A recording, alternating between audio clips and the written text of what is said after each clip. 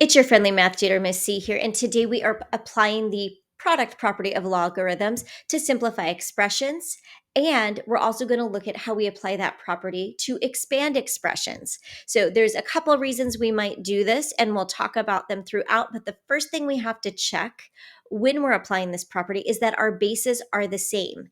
If our bases are not the same, we can't use this property. So if I look at my first example, I've got log of 5 plus log of 8.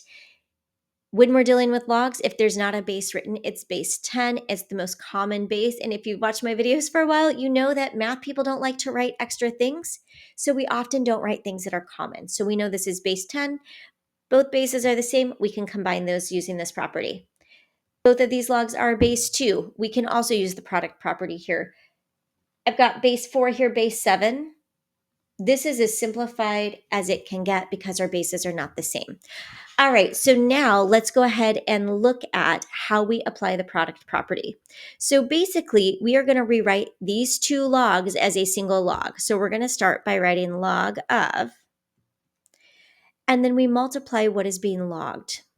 So we multiply this by this. So that's where I'm getting these two numbers, and I end up with log of 40, and that is our simplified expression. You might be wondering, why would I do this? So, couple of reasons. Log of 5 and log of 8 are both pretty gnarly decimals. Anytime you are rounding decimals in the process of solving a problem, you deal with rounding error that can have a pretty significant impact on your answers. So this makes your answers more exact. Okay, that would be one reason, because you're going from having two rounded numbers to one. The other reason is on longer problems where you might have many terms and many steps, it's much easier to be dealing with a single term than two terms. So it's practical. All right, let's look at this one. We have log base 2. So what the difference here is we actually have to make sure we don't forget to write that base 2, but then it's the same process. We just multiply what is being logged here. So we end up with log base 2 of 27. When I do this, I always like to make sure that I can't actually simplify this further, because sometimes this actually just turns into a number because the log of whatever is a whole number. In this case, is there a number? Can we raise 2 to a power that would give us 27? No, like 2 to the power of 4 is 16, 2 to the power of 5 is 32. So we know this is going to be a decimal. Likewise, 10 to the power of 1, if we were doing this one here, is 10. 10 to the power of 2 is 100. So again, another decimal, and we can't simplify this. So that is how you simplify using the product property of logs. Now let's look at how you expand using this property and why you would.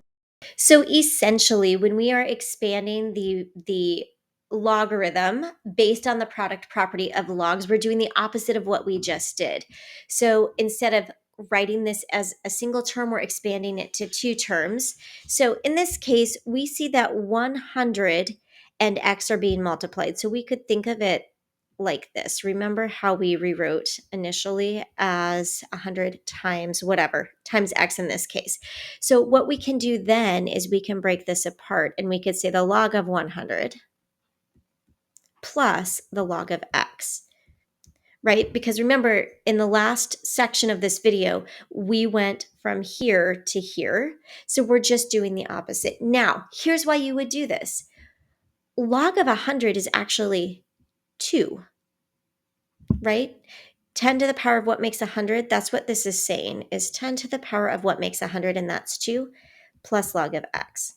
So we've actually simplified down to a number and a single log with a variable. So a lot of times when we have equations and we are trying to solve for a variable, the variable can be trapped inside of the log, and our challenge is getting that variable out. So this process of expanding the log helps us do that. So all right, let's look at this next one. We have log base 6 of 36 xy. So there are actually three terms here.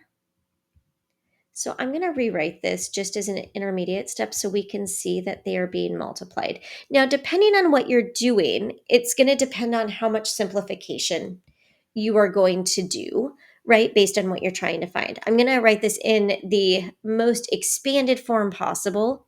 So here we go. Don't forget to write log base 6 on every single one. So log base 6 of 36 plus log base 6 of x plus log base 6 of y. All right, log base 6 of 36. This is asking us 6 to what power makes 36? And once again, it's 2. I got really creative with these answers, didn't I?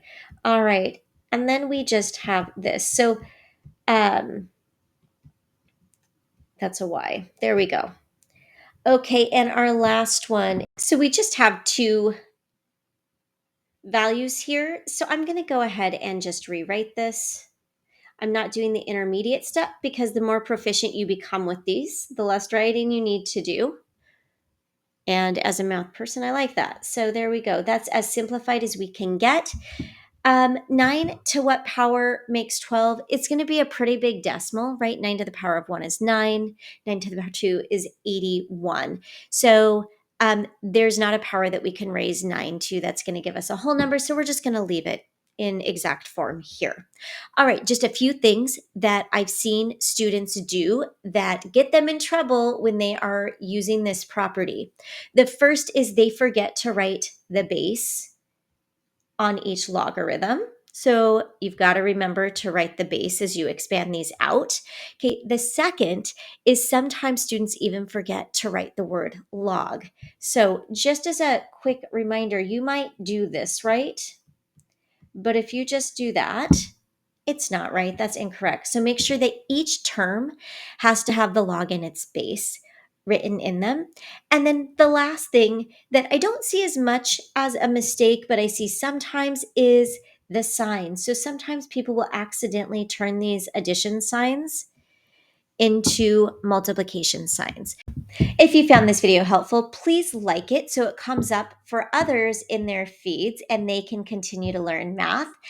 And if you don't mind, hit that subscribe button so you get a math video every single day to support your math growth. All right, till next time, thank you for watching. And remember,